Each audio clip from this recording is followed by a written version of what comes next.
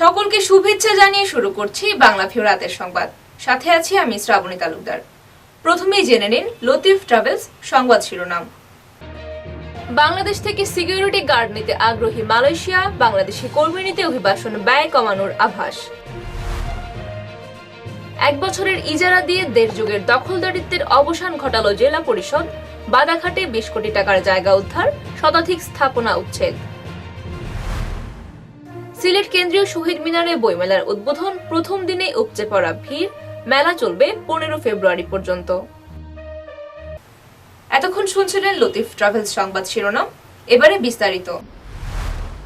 মালয়েশিয়ার বিভিন্ন স্থাপনার নিরাপত্তায় বাংলাদেশ থেকে সিকিউরিটি গার্ড নেওয়ার আগ্রহ প্রকাশ করেছেন দেশটির স্বরাষ্ট্রমন্ত্রী সাইফুদ্দিন নাসুসন ইসমাইল। এছাড়াও বাংলাদেশ থেকে কর্মী নিতে অভিবাসন ব্যয় কমানোর আভাস দিয়েছেন তিনি। রবিবার স্বরাষ্ট্রমন্ত্রী আসাদুজ্জামান খান কামাল ও প্রবাসী কল্যাণ ও বৈদেশিক কর্মসংস্থান মন্ত্রী ইমরান আহমদের সঙ্গে তার পৃথক বৈঠক শেষে সাংবাদিকদের এই তথ্য জানানো হয়। স্বরাষ্ট্র মন্ত্রণালয় থেকে পাঠানো বিজ্ঞপ্তিতে জানানো হয়, দুই দেশের মন্ত্রীর বৈঠকে মালয়েশিয়ার বিভিন্ন স্থাপনায় নিরাপত্তায় বাংলাদেশ থেকে পেশাদার ও প্রশিক্ষিত আনসার সহ আইন শৃঙ্খলা বাহিনীর অবসরপ্রাপ্ত সদস্যদের নিয়োগের বিষয় তুলে ধরা হয়।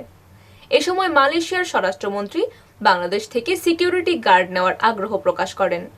বৈঠকে বাংলাদেশ মালয়েশিয়ার বন্ধুত্বপূর্ণ সম্পর্ক বৃদ্ধি, রোহিঙ্গা প্রত্যাবর্তন, শ্রমিক সম্পর্কিত বিষয় এবং দুই দেশের আইন শৃঙ্খলা বাহিনীর মধ্যে পারস্পরিক প্রশিক্ষণ সহযোগিতা, জ্ঞান ও তথ্য বিনিময় বিষয়ে আলোচনা হয়েছে।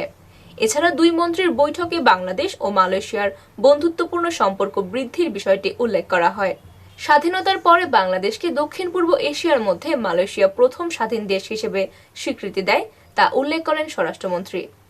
এদিকে বাংলাদেশ থেকে কর্মী নিতে অভিবাসনে ব্যয় কমানোর আভাস দিয়েছেন ঢাকা সফররত মালয়েশিয়ার নবনিযুক্ত স্বরাষ্ট্রমন্ত্রী সাইফুদ্দিন নাসুসন বিন ইসমাইল। বলেন, এই বিষয়ে দুই দেশের প্রতিনিধিরা বসে পর্যালোচনা করবেন। সমঝোতা চুক্তিতে পরিবর্তন আনার প্রয়োজন আছে কিনা তাও তারা দেখবেন। প্রবাসী কল্যাণ ও বৈদেশিক কর্মসংস্থান মন্ত্রী ইমরান আহমদের সঙ্গে বৈঠক শেষে মালয়েশিয়ার স্বরাষ্ট্রমন্ত্রী এসব কথা বলেন। রবিবার রাজধানীর ইস্কাটনে প্রবাসী কল্যাণ ভবনে এই বৈঠক অনুষ্ঠিত হয়। বৈঠকে আলোচনার বিষয়ে মালয় মন্ত্রী বলেন, আমাদের আলোচনার বড় অংশই ছিল দুই দেশের মধ্যে সমঝোতা চুক্তি নিয়ে। মালয়েশিয়া সরকার বিদেশি কর্মী নিয়োগ প্রক্রিয়াকে সহজতর করতে চায়।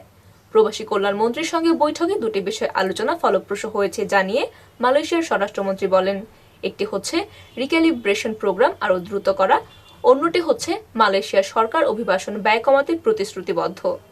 মালয়েশিয়ায় অনেক অবৈধ কর্মী আছেন, একটি প্রক্রিয়ার মধ্যে এনে তাদেরকে বৈধ করাই হচ্ছে রিক্যালিব্রেশন প্রোগ্রাম। গত 27 জানুয়ারি থেকে মালয়েশিয়া এই প্রোগ্রাম শুরু করেছে। এ বিষয়ে মালয় মন্ত্রী বলেন, গত এক সপ্তাহে বৈধকরণের যত অনুমোদন দেওয়া হয়েছে তাদের 55% বাংলাদেশি। আমি এ বিষয়ে বাংলাদেশ যেন নিজের অংশের দায়িত্ব পালন করে সেজন্য ইমরান আহমদকে সহযোগিতার জন্য অনুরোধ করেছে। মালয়েশিয়ার স্বরাষ্ট্রমন্ত্রী জানান, তার দেশ যেন কর্মীর চাহিদা পূরণ করতে পারে সেজন্য নতুন কর্মী অনুমোদন দেওয়ার সময় কমিয়ে আনা হয়েছে। আগে যেখানে 20 থেকে 30 দিন যেত, এখন সেখানে 2 থেকে 3 দিনে অনুমোদন দেওয়া হচ্ছে। প্রবাসী কল্যাণ ও বৈদেশিক কর্মসংস্থান মন্ত্রী ইমরান আহমদ, সিনিয়র সচিব ডক্টর আহমেদ মনিরুস সালেহিন সহ দুই দেশের ঊর্ধ্বতন কর্মকর্তারা এই সময় উপস্থিত ছিলেন। 1 বছরের জন্য জায়গা ইজারা নিয়েছিলেন তারা, কিন্তু এরপর আর ইজারা নবায়ন করেননি। দেড় যুগ ধরে চলছিল দখলদারিত্ব। সিলেট জেলা পরিষদের জায়গার উপর রীতিমতো দোকানপাট ও মার্কেট তৈরি করে কেউ আদায় করছিলেন ভাড়া, আবার কেউ নিজেই পরিচালনা করছিলেন ব্যবসা। অবশেষে দখলদারিত্বের অবসান ঘটেছে। অবৈধ দখলদারদের উচ্ছেদ করে প্রায় 20 কোটি টাকার জায়গা দখলমুক্ত করেছে জেলা পরিষদ। উচ্ছেদ করা হয়েছে শতাধিক স্থাপনা। দখলমুক্ত করা জায়গায় নিজস্ব বহুতল মার্কেট করার পরিকল্পনা নিয়েছে জেলা পরিষদ। দেড় যুগ আগে সিলেট সদর উপজেলার বাদাঘাট এলাকায় পাকা রাস্তার পাশে 4 একর জায়গা ইজারা নেন বিভিন্ন ব্যক্তি। 1 বছর পর ওই জায়গা জেলা পরিষদকে সমঝে দেওয়া অথবা ইজারা নবায়ন করার নিয়ম থাকলেও কেউই সেটা অনুসরণ করেননি। পাকা ও আধা পাকা স্থাপনা তৈরি করে কেউ ভাড়া দিয়ে দেন স্থানীয় ব্যবসায়ীদের, আবার কেউ নিজেরা ব্যবসা পরিচালনা করছিলেন দেড় যুগ ধরে। বর্তমানে ওই স্থানে প্রতি ডেসিমেল জায়গার মূল্য 5 লাখ টাকার উপরে বলে জানিয়েছেন স্থানীয়রা। সেই হিসেবে দখলকৃত জায়গার মূল্য 20 কোটি টাকার উপরে। মূল্যবান এই জায়গার উপর বিভিন্ন ব্যক্তি গড়ে তোলেন 137টি স্থাপনা। এদিকে জেলা পরিষদও তাদের মালিকানাধীন জায়গার কথা বেমালুম ভুলে গিয়েছিল। দখলদারদের উচ্ছেদ করে জায়গা উদ্ধারে কখন উদ্যোগ নেয়নি জেলা পরিষদ। জেলা আওয়ামী লীগের সাধারণ সম্পাদক অ্যাডভোকেট নাসির উদ্দিন খান জেলা পরিষদের চেয়ারম্যান নির্বাচিত হওয়ার পর পরিষদের দখলকৃত জায়গা খুঁজে বের করে উদ্ধারের উদ্যোগ নেন। এর অংশ হিসেবে তিনি বাধাঘাট এলাকার রাজনীতিবিদ, ব্যবসায়ী ও বিশিষ্টজনদের সাথে বৈঠক করেন। এরপর দখলদারদের নোটিশ দেওয়া হলে অনেকেই তাদের মালপত্র সরিয়ে নেন। দখলদার হিসেবে থেকেও যান অনেকে। এই অবস্থায় রবিবার সকাল থেকে উচ্ছেদ অভিযানে নামে জেলা পরিষদ। বুলডোজার লাগিয়ে সকাল ৯টা থেকে দিনভর চলে উচ্ছেদ অভিযান। গুড়িয়ে দেওয়া হয় অবৈধ স্থাপনা। জেলা পরিষদের চেয়ারম্যান অ্যাডভোকেট নাসির উদ্দিন খান জানান, দীর্ঘদিন ধরে জেলা পরিষদের মূল্যবান জায়গা দখল করে সেখানে অনেকে স্থাপনা নির্মাণ করে ভাড়া আদায় করছিলেন। জেলা পরিষদের নজরে আসার পর স্থাপনা উচ্ছেদ করে জায়গা দখলমুক্ত করার উদ্যোগ নেওয়া হয়। বাদাঘাটের মতো সিলেটের বিভিন্ন স্থানে জেলা পরিষদের মালিকানাধীন অনেক জায়গা দখল হয়ে আছে। পর্যায়ক্রমে সকল জায়গা দখলমুক্ত করা হবে। সিলেটে বইমেলার উদ্বোধন হলো রোববার বিকেলে। এরপরই বইপ্রেমী ও সাধারণ দর্শকদের ভিড় ছিল লক্ষণীয়। পাঠকেরা স্টল ঘুরে পছন্দের বই কিনেছেন। জটলা বেঁধে লেখকেরা জমিয়েছেন আড্ডা। উপচে পড়া ভিড় আর সাংস্কৃতিক আয়োজনে মুখর ছিল বইমেলার প্রথম দিন। এই মেলার আয়োজন করেছে প্রথম আলো বন্ধু সভা। সিলেট নগরের চৌহাট্টা এলাকার সিলেট কেন্দ্রীয় শহীদ মিনারে বেলা 4:30টায় সিটি কর্পোরেশনের সহযোগিতায় অষ্টমবারের মতো আয়োজিত বইমেলা শুরু হয় জাতীয় সঙ্গীতের মধ্য দিয়ে। পরে মেলার উদ্বোধন করেন সিলেট সিটি কর্পোরেশনের মেয়র আরিফুল হক চৌধুরী। এ সময় প্রধান আলোচকের বক্তব্য দেন জাহাঙ্গীরনগর বিশ্ববিদ্যালয়ের অধ্যাপক কবি শামীম রেজা। এই পর্ব সঞ্চালন করেন প্রথম আলো সিলেটের নিজস্ব প্রতিবেদক সুমন কুমার দাস।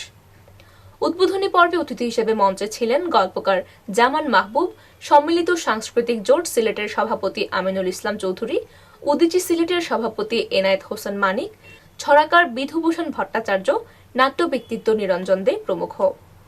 উদ্বোধকের বক্তৃতায় মেয়র আরিফুল হক চৌধুরী বলেন, পাঠাভ্যাস বাড়াতে প্রথম আলো বন্ধু সভার আয়োজিত বইমেলা গত ৮ বছর ধরে সিলেটে গুরুত্বপূর্ণ ভূমিকা পালন করছে। আগামীতে আরো বড় পরিসরে নগরের সুরমা নদীর পাড়ে এই বইমেলা আয়োজনের উদ্যোগ নেওয়া হবে। বইমেলা যখন থেকে শুরু হয়েছে প্রতি বছর দেখা যাচ্ছে এর একটু একটু করে এর বেড়ে যাচ্ছে, মানুষের আগ্রহ বাড়ছে এবং আমার মনে হয় এটা আমি গত উদ্বোধন সভায় বলেছিলাম যে নদীর পাড়ে আমরা করব। তো যাই হোক, নদীর পাড়ে প্রায় কাজ শেষ। সামনের বছর ইনশাআল্লাহ মেন্দিবাগে আমাদের বিশাল নদীর পাড় জুড়ে যে কর্মকাণ্ড চলছে সেখানে আমরা সেখানে বইমেলা আরও বড় আকারে করতে পারব। উদ্বোধনী পর্বের পর বিশিষ্ট কবি ও গবেষক মোস্তাক আহমদ দিনকে সাহিত্য সম্মাননা পদক 2023 প্রদান করা হয়। এ সময় পুরস্কৃত লেখকের হাতে সম্মাননার স্মারক ও নগদ 10,000 টাকা তুলে দেন অতিথিরা।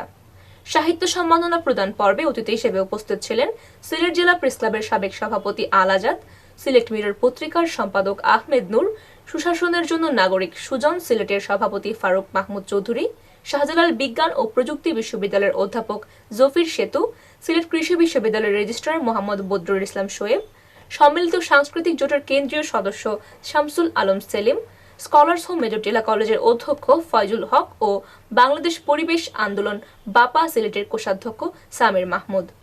এবারের মেলা উৎসর্গ করা হয়েছে প্রয়াত কবি ফজলুল হক ও নাট্য ব্যক্তিত্ব মিশফাক আহমদ চৌধুরীকে। মেলায় ঢাকা ও সিলেটের 20টি প্রকাশনা সংস্থা অংশ নিয়েছে। আগামী 15 ফেব্রুয়ারি পর্যন্ত মেলা চলবে। প্রতিদিন বেলা 2টা থেকে রাত 9টা পর্যন্ত মেলা বইপ্রেমীদের জন্য উন্মুক্ত থাকবে। আলোচনা সভা, সাংস্কৃতিক অনুষ্ঠান, নতুন বইয়ের মোড়ক উন্মোচন, লেখক আড্ডা সহ নানা কর্মসূচি রয়েছে মেলায়। আপনারা দেখছিলেন লতিফ ট্রাভেলস বাংলাভিউ রাতের সংবাদ। এতক্ষণ সঙ্গে থাকার জন্য সকলকে অসংখ্য ধন্যবাদ।